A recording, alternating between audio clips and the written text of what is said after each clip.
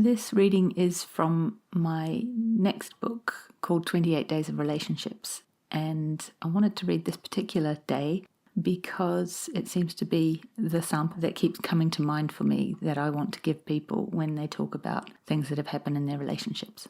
So this one's about forgiveness. You can forget about forgiveness. There's a quote that says, "Being resentful is like drinking poison and waiting for the other person to die."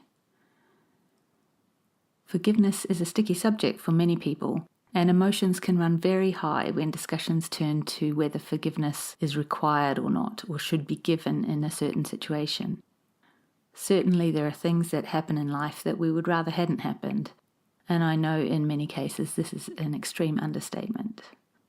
There are words or acts we find upsetting or even devastating, and forgiving someone for having committed those acts can seem unlikely or downright impossible.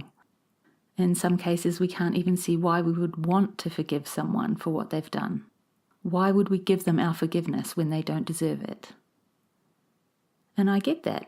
In some people's interpretation of the word forgiveness, there's a sense of letting someone off the hook, or implying that what they did was okay. And that can seem pretty hard to swallow when you're talking about someone who abused a child, or who murdered someone you love.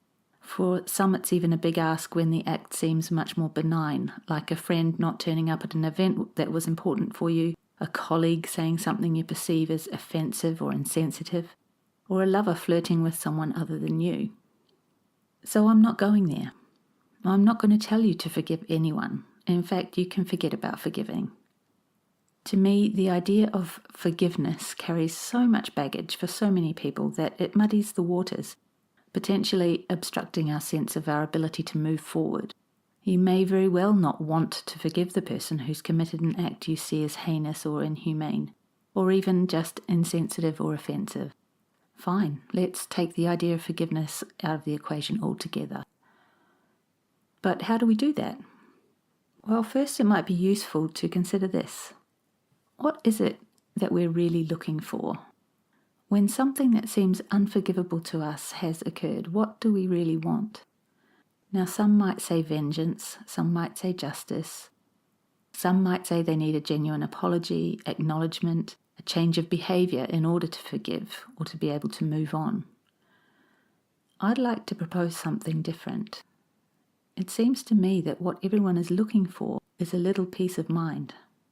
They want to feel less distressed, less upset, less tormented, and they think that one of those things will give them that, or at least help. Fortunately, that's not how life works. Your peace of mind isn't reliant on any of those things. I remember seeing a piece on TV about two men whose adult children were in a relationship together and had both been murdered by the woman's ex-lover. One of the men was consumed with hatred and was adamant that he could never forgive the murderer for what he had done.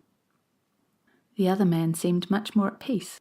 He talked about his daughter with love and about the fact that hating her murderer wouldn't bring her back and didn't honour her memory. To me, this was a perfect and extreme example of how our peace of mind is not dependent on anything outside of us. Two men in the position of having lost their beloved children to the same violent crime, living in a completely different reality from each other. Have you ever heard someone saying that once a person was convicted of a crime against them, justice would be served and they would get closure, and therefore some peace of mind? And have you heard the same people say that actually, even once that happened, they were still angry, still railing, they still didn't feel peaceful? It's a common and understandable misperception that something out there could ever give us closure or peace of mind. It's the classic outside-in misunderstanding at play. So if forgiveness is not required, and justice, apologies, or vengeance can't give us closure, then what will help us to move on and find peace about an issue that feels unresolved? What is it that actually allows us to stop feeling consumed by feelings of hate, rage, hurt, disappointment, or indignation towards someone else? It's understanding. That is, understanding where those feelings are coming from and what they're really telling us. It could look like they're coming from the situation and that they're telling us about the injustice or the unfairness or the evil that's been done to us. But that wouldn't be true, as compelling as it seems. We've covered it before. We feel what we think. Thought is delivering us our experience of life in each moment, and that includes our experience of feeling done to or victimized in some way. Our feelings are telling us about the thinking we have, not about the situation itself. My example of the 2 men whose children were murdered is a perfect illustration of that. I'm not saying people don't experience awful things at the hands of other people, and I'm certainly not implying that you shouldn't feel a particular way about something that's happened. I'm simply pointing out that you cannot have any experience of a situation without thought playing the starring role. When we feel like we're a victim of our circumstances or of someone else's behavior or actions, it could seem like forgiveness is the only way to relieve those feelings. But it's a red herring. When we truly realize that we're not and can never be a victim of our circumstances, then forgiveness becomes redundant. As I write this, these are the reasons why forgiveness doesn't really play a role in how I live my life. First, I know that my well-being, peace of mind and okayness isn't at the mercy of or touched by what's happened or a situation in my life. If you knew 100% that at your core you're okay, what would there be to forgive? Forgiveness, or lack of it, is also an experience of thought. It's not a tangible thing that I have any control over. It's a product of my imagination, and my experience of torment or unforgiveness will change when I have new thought, not as a result of a change in circumstances and not because I've consciously decided to forgive someone. Thirdly, whatever that person did, they were acting from their own understanding of life in that moment. Even if at the extreme, their actions seem completely bizarre, abhorrent or sick to me, at some level they made sense to that person in that moment. If they'd had different thinking and that thinking had made more sense to them or seemed more compelling to them, they'd have done something different. I don't need to understand the thinking that drove them to act that way. It's just helpful to see that whatever they were thinking and believing in that moment looked very real to them and resulted in that behavior. They couldn't have acted any other way given the thinking they had. In other words, to have acted differently, they would have had to have different thinking, which is not something any of us have any control over. Now, some people might take that last sentence as an excuse or like I'm letting someone off the hook.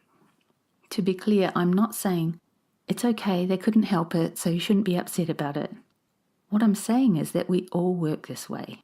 Our behavior follows the thinking that seems true or real or most compelling to us in that moment. It's only when we recognize a thought for what it is, an idea, not a command, that we get a different result.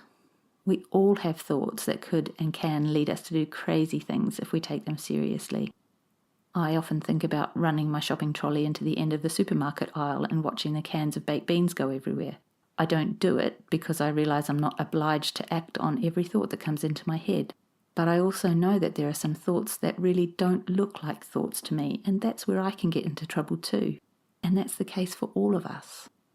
So far from condoning or saying it's okay to act in ways that hurt other people, I'm saying we are all living in the feeling of thought in each moment, and we all get tricked into thinking it's real sometimes.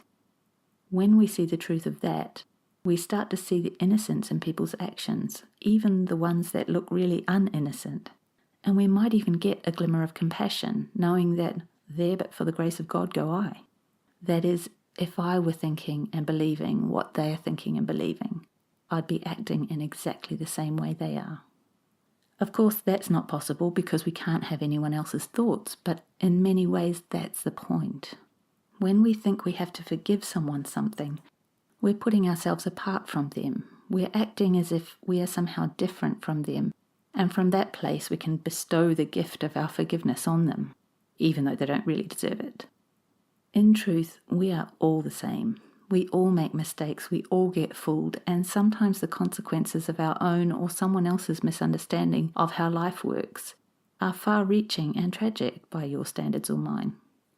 I wish it weren't so. I wish that everyone could see their thoughts for what they are all the time, me included.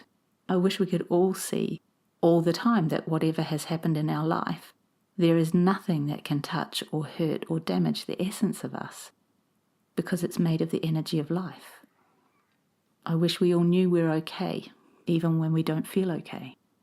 We would have a world without violence, without war, without bullying or cruelty, and with no need to even consider the question of forgiveness. For now, though, most of the world is still caught up in this outside-in misunderstanding, and so for today, I'd love for you to consider this. If you knew for sure, 100%, that your feelings about something you're upset about are generated from within you via thought and never to do with the person or their behavior or actions, what would make sense to you then? And what if you knew in your bones that you're okay, no matter what's happened in your life?